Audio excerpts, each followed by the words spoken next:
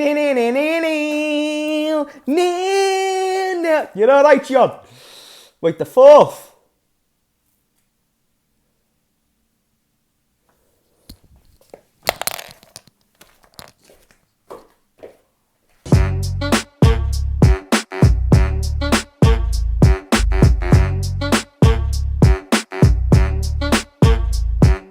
Right, hello there everyone, welcome back to James Redmond TV and welcome to another Redmond Roundup. We're Man United, the almighty Man United, the Man United who finished above Liverpool. Yeah, they're not even going to get Europa League at this rate. At least make it exciting, you know what I mean? Like, at least get to the Europa League so we can knock you out and we can make our Europa League experience more memorable. Come on. I don't understand why Manchester United need to prove me right every single time. It's every single time. You don't have to prove me right every single time I make a claim. I made a claim at the beginning of the season and I basically said to every single Man United fan that would listen and their nan, that, by the way, you're wasting your own time being in the Champions League as well as all of our time. There was no point in you guys even getting third last season. There was no point in you guys participating in this trophy. And you still overexceeded my disappointment. You still couldn't. I thought you were going to get to round of 16. Something. You couldn't even do that. Come on, United. Can you at least just... Can you stop proving me overly right, at least? Can you at least give me a challenge, get to the semi-finals of the Champions League? I don't get why you're wasting our time and your time. Do you know the amount of money that people have had to spend, and United fans specifically have had to spend, going to Copenhagen and, Bayern Munich, just to see yourselves get thumped? Let's go, guys. Come on, why are we doing this? Europa League have already welcomed you in, even though you haven't even got that. You're a fourth, you aren't even third. So even though Europa League would love to have you for the viewership, it doesn't even look like you're going to get that at the moment. So listen, I don't know what's going on with United, but this video is just to talk about the problems, the catastrophe that football club is, and about how they have literally wasted everybody's time and their own. And this is the thing. The football club have got a couple of Champions Leagues, and without those two, this football club is nothing. I'm just saying, it is nothing. They've got no more than 2 legendary managers. The history is very minimal, and that's fine. It's just, it's quite interesting to see how quickly they're on the demise. They still talk about 30 years like they're not about to go about 40 years without winning a Premier League. How are you going to ever finish above Manchester City with the way that your football club is run? How are you going to go above Newcastle? How are you even going to go above us? You think just because you finished above us in a couple of Premier League seasons, you are now back somehow? No, we welcomed you guys to get into top 4. We literally gifted you the Champions League position last year with how poor we are. You didn't believe me when I said this last season, even though I still think we had the more memorable year just by beating you 7-0. You guys still had the bollocks to go out and say we had a better season, we got top 4, but does it really mean anything getting top 4? It's like, if you get a packet of sweets, okay, well done, you got a packet of sweets, but if you don't eat the packet of sweets, what was the point in getting the packet of sweets?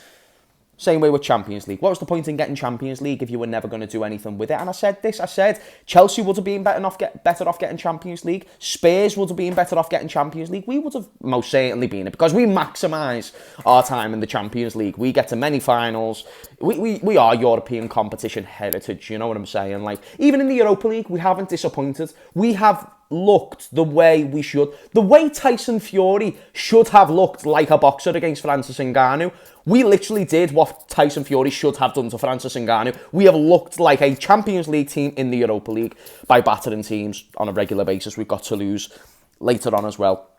We beat them 5-1 last time. I'm just simply saying that there's teams who go into the Europa League and make the opposition look like Europa League teams. Whereas Manchester United, well, let's go off evidence. I would think it's safe to say that Copenhagen is a Europa League opposition side. I think they'll probably be in the Europa League soon if they continue to go the way they are, because they're third in the group stage at the moment. And I think that's Europa League level opposition. Whereas Manchester United has struggled twice to beat Europa League opposition. And I know we drew against Luton, and that was disappointing. You'd have the odd game, no doubt about it. But it is week in, week out for Manchester United now, and it makes you think, why? Yeah, like Mark Goldbridge, he'll come out and say, we need to defend the manager, we need to defend Ten Hag. I think Ten Hag has been diabolically shit, and I think to call out other fans just because they have an opinion against Ten Hag. It's not a bad thing at all. Yes, the football club is ran shit, but to think that he isn't maximising these players isn't a ludicrous idea. I don't think you can see Rashford. I don't think you can see, other players in the squad and say he's maximising them. Fucking the best players for Ten Hag in recent time has been players he wanted gone. He didn't want McTominay. He's been saving him his job. He didn't want Harry Maguire. He's been the best defender at that football club all season. Let's call a spade a spade. He didn't want to keep David De Gea. He wanted to bring in Onana, a player that he's familiar with and managed before. And let's be honest, Onana looks like someone who's never been a goalkeeper. He looks like someone who you've just taken out of midfield and put in goal. He looks like Kyle Walker. He looks like Olivier Giroud, the guys who have tested being in goal before and looked like a non-goalkeeper, even though they might have made a good save. Point is what I'm saying is that he's got his players, he's got his project, he's got his system, and that is unlike other managers. Look at Ole Gunnar Solskjaer. He at least came out and said, listen, there was a lot of players who I wanted to bring in and I didn't get them. I don't think that's the same for Ten Hag. I think he's already got one of his own in Donny van der Beek at the football club, hasn't used him, and then he's also brought in a lot of his own. He brought in Malacia from a league that he's very familiar with, Lisandro Martinez. He brought in the best CDM in the world in Casemiro and still hasn't been able to do too much with him. You think about other players that he's brought in, the likes of Onana, the likes of Antony. Come on, guys, he's got his squad, he's got his players. He's brought in Rasmus Højlund, who, yes, in the Champions League has done very, very well. 5 goals. All 5 of those goals contributed to 0 points, by the way. How disappointing if you're Rasmus Højlund, because he's actually done his job. But he hasn't scored a goal in the Premier League, nor has he assisted. The point is that the Ten Hag system is not working. When you've got McTominay winning you games and he's not meant to be the goal scorer, when you've got Harry Maguire being your best defender and you've got 4 or 5 times Champions League winning Varane. Do you know what I've noticed about Varane? Very good centre-back, but is he really much better than Joe Gomez? If Joe Gomez was at Real Madrid, he would have won 4 or 5 Champions Leagues. Is Rafael Varane really much better? I don't know. People can hate me for that and say that's a questionable opinion, but I just don't think he's that good, at least anymore. Maybe at Real Madrid he was a lot better, now he's finished, I don't know. I just think he's always been kind of overrated. I think he was carried by Ramos a lot. Back to Ten Hag, I think you can say that he can leave and that's fine. I just don't think he's that good of a manager. I don't think Man United are that good of a team, and I do think you're about to go on a 20-year history run of no Premier Leagues and no Champions Leagues.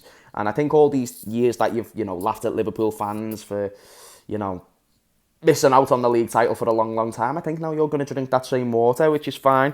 But I just think Man United fans now need to reevaluate their standards of the football club and realise that the size of a football club isn't based on just Instagram followers. It's not just based on shirt sales. It's about what you do on the football pitch, and what Man United have done on the football pitch for best part of 10 years has been ultimately embarrassing. The most successful reign at the football club came with Louis van Gaal and Jose Mourinho. And ever since, they've appointed even worse managers and they've got even worse, and they've signed some legendary players. United fans will laugh at Liverpool for not getting any big names.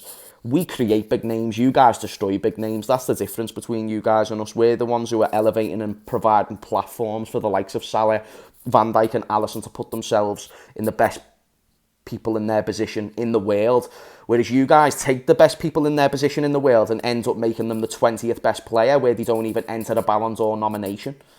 That is wild to me.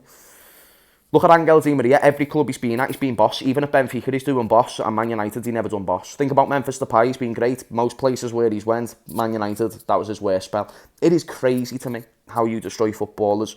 Rasmus Højlund must be ashamed because he seems like a good player. He seems like a good goal scorer. I think everyone else is slightly overrated. And I think United fans need to wake up and smell the coffee and realise that this is going to be a tough period for their football club now. But I didn't even mean to be shameless in this video. I wanted to be honest. I wanted to give you an accurate point of view on the game. And fair play to Copenhagen. They done very, very, very well. And we've got a game against Toulouse later. If we lose, maybe you can see the Toulouse memes come out and that's fine. But we're pretty much guaranteed to go through in our Europa League group anyway.